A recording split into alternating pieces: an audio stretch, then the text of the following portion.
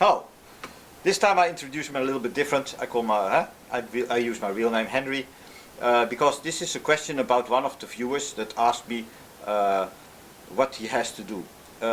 He has to make a choice in his life, and we all make choices in our life, but he is thinking, must I become a software engineer or a mechanical engineer, or what must I do with my study? Because he was afraid. I made a video about this OpenAI chat GPI, this tool that OpenAI made, and it can program.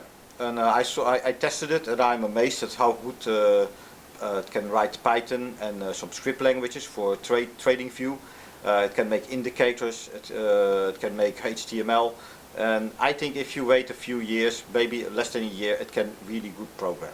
So he was afraid that if he becomes software engineer, like a programmer, that there will be no job after 5 years.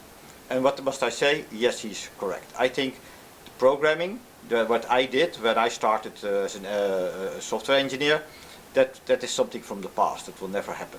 But let me tell you a little story about my past. I studied first electronics. No, I first started electro, so that means all kinds of things that is electric. Then I specialized in electronics, and then I specialized in chip design for microchips. But I did a lower technical school, the middle technical school, and the higher technical school. So I did all hands-on, and the last school I did was more theoretical. So I built here in Japan my own aquaponics greenhouse with solar panels. I did the wiring here in Japan. I come original from the Netherlands. They have 100 volt instead of 220 volts that we have in the Netherlands. So I had to switch. The equipment I used is also different. The electricity stuff they use here is also different. So I had to adjust a lot so I can make what I wanted to build here in Japan for aquaponics, and all powered by solar. And also the house, we built all kinds of electronic gadgets in it. So, and it is almost remote controlled, the house. So, but I started. I'm not somebody who was just like went to university and then studied electronics, and it's not hand-on. So I have the advantage that I always work with my hands. I come from the practical side, and I graded up to the theoretical side, and also programmed for bank software. I did, for example, I helped with the design with software for ATMs that does like millions of transactions per minute, and how to process those in time. Also with my my thesis, what I did for the university, I did research for an electron microscope that got also a lot of data, and it was in that time a DEX ALX, so this old RISC processor computer with an Euro card, and it had to process a lot of computers per second. So I know a lot about data when I was young, and I entered my career also as a data specialist.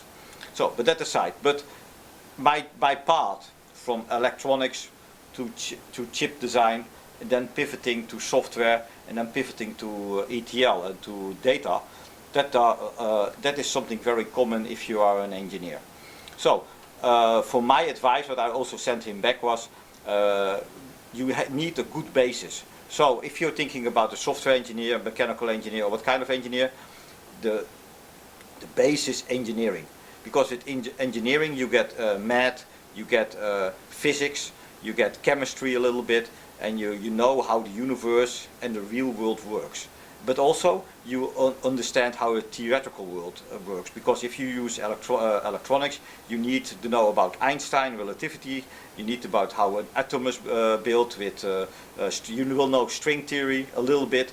All those little things you will know, but you also know how to make a cube from metal that where all the sides are perfectly aligned. Do it by hand. That's also something you learn. So engineering is very important. Is one of the bases, one of the best bases to pivot to something else. Also, there are so many programming classes these days. I think there are too much.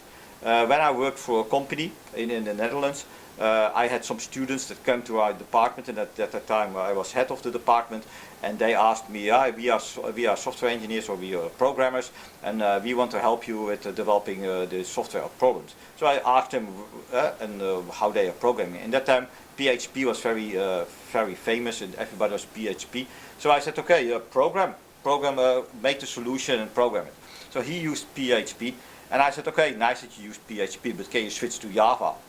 He said, no, Java is too difficult. I said, okay, listen, write it in Java and write it in Perl, the same thing. He says, why? I said, just do it. So I forced him, this boy, to learn different languages. After a while, he understands why I asked this, because school, you use something that is easy, but it is not about, if you want to learn something on the school, it is not finding the easiest way to solve a problem. The school is for how to learn, learning how to learn. So he had to force himself to Java.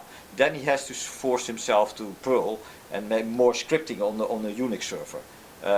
He luckily worked with Unix, so he knew it. So, but after a while, he was happy that he had this experience, that he could do more language than only PHP. All his friends still were working with PHP at that time, but he knew some other languages. And later, I think in his career, it will be a handy, nice skill set. But the message I want to tell you, if you can program in language, don't focus on one language only. Like you are a specialist in C++, because the syntax, a lot of people are, I know, very good programmers, and they can program something without just notepad, and they write the code without any bugs, and they just push it and compile it, it is done. These days that is not needed. You have assistants, program assistants that helps you, that debugs you. And now these days, and also with this open AI, you almost don't have to program. You just have to have the ID, you give it to the software, it creates the code, you check the code, you adjust it that it is doing what you want, and maybe in the future it will be almost a perfect fit what you want, what you ask, what you get. Then the programming is almost not needed anymore. It is more the idea, but you still have to, there's more the idea of what you want to computer to do than to really code it in coding. My last job said also, your job is not to code any coding, but you just have to give the programmers the job what they need to code. And that is exactly what in the future a programmer will do. It will tell the AI what to code. But still, if you ask that, you need to know the code so you can check what is going on. And that will be, of course, more difficult, but in the future you also have tools for that. So another AI or another piece of software that checks the code if it is really doing what you think. So programming in the future will be almost not done. It is the same when I studied for microchip design.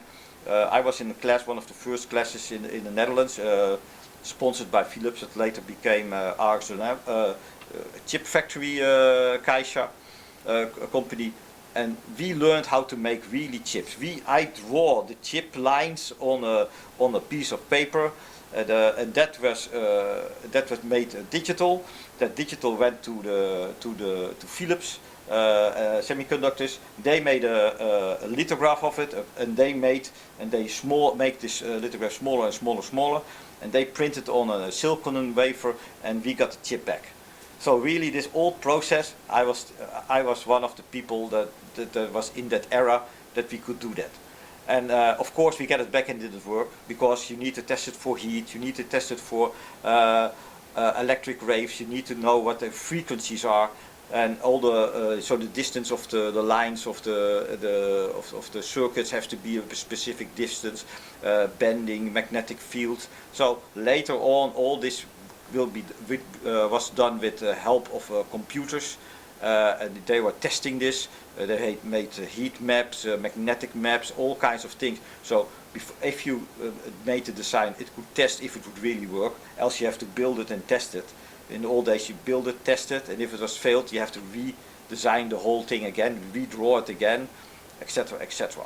So these days, I think it is only code. You program some program languages, and it makes the whole chip by itself. This is the old days from drawing a microchip. Nobody can do that anymore, I think. I still have some designs on my attic from my house, from my old house here in Japan, with all designs of microchips that I made.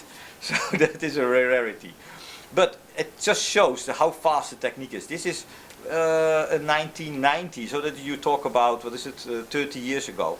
30 years ago I draw with hand microchips. Now nobody can, there's no people, no human that can make a design of a microchip.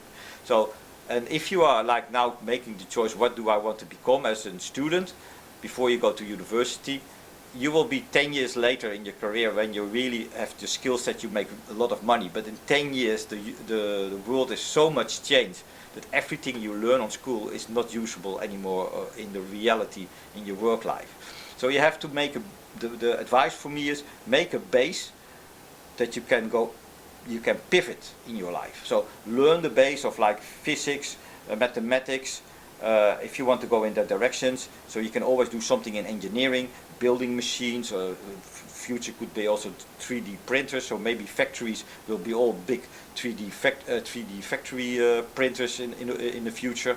So the main thing is you need to know the basic of engineering if you want to go in engineering stuff. If you want to go in history or something, do the basic in history. If you want to do some other job, look at what is the core of the profession and study that. And same as programming. With programming, you need to learn programming. It doesn't matter which kind of language. And even better to switch language. So use Python, use C++, and use maybe an old Cobalt. So you have seen all the worst and the best programming languages out there, and you know what it is. Because when you start a program, it will be in a language that did not exist when you were studying it.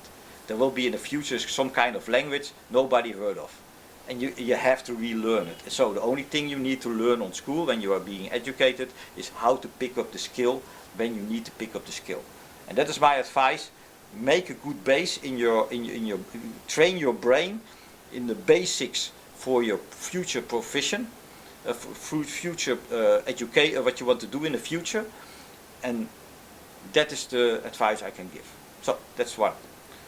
Hope that answered all the questions.